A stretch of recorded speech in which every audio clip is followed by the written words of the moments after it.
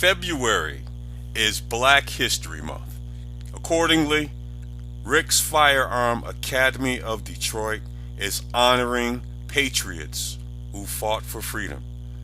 Before we get started with today's entry, I've been doing this series all month long, and I've been highlighting some really cool people with some really great stories, man, in honor of, what they did for us. If you've liked this series, like this video, leave a comment, pass it along to a friend. Also, subscribe to my channel as I pay honor and tribute to patriots, heroes, revolutionaries, and thought leaders. Today's honoree is Eugene Jacques Bullard. He is the first African American fighter pilot in history. But he's also much more than that. He's also a national hero.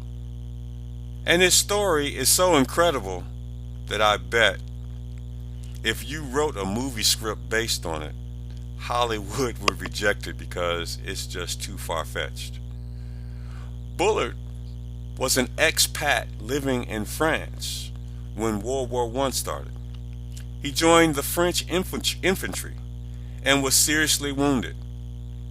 France awarded him, and here's some French, and I'm not an expert on French, but I believe it's pronounced Croix de Guerre and Medaille, Militaire. If I blew that, I am so sorry, but continue.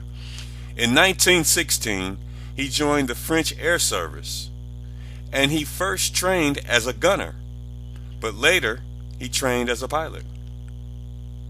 When American pilots volunteered to help France and formed the famous Lafayette, here's another French word, Escadrille, he asked to join, but by the time he became a qualified pilot, they were no longer accepting new recruits.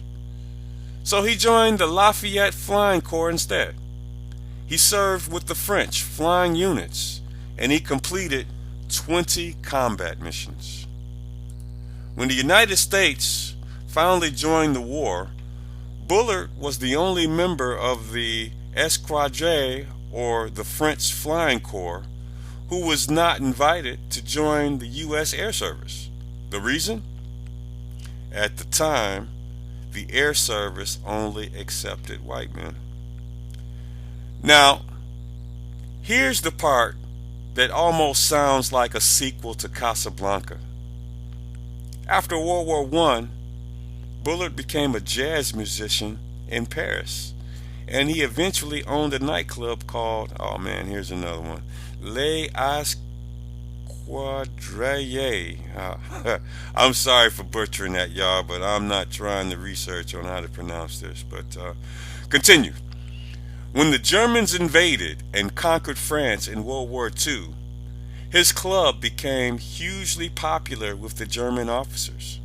However, they didn't know that Bullard, who spoke fluent German, was actually working for the Free French movement as a spy.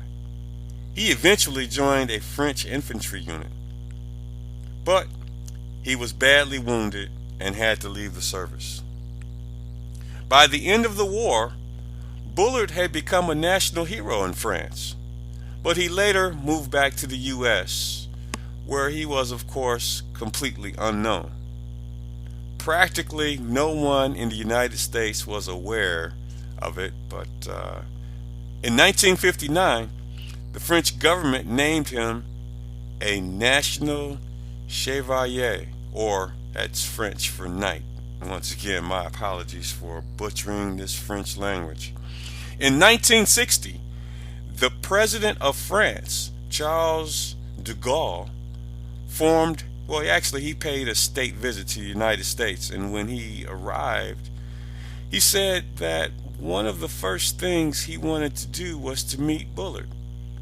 That sent the White House staff scrambled because most of them, of course, had never even heard of him.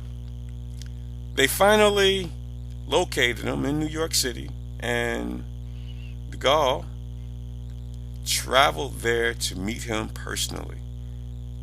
At the time, Eugene Bullard was working as an elevator operator. Mm, mm, mm. Not long after Eugene Bullard met with the President of France, he passed away. And later, today, very few Americans, and especially African Americans, you know what? They don't even know of his accomplishments. But now you do, don't you? And I hope you'll be able to find opportunities to tell other people about this great American hero that probably only one American in a million has ever heard about. It might just be me. If you don't like guns, you don't know your history. Moulin Lave.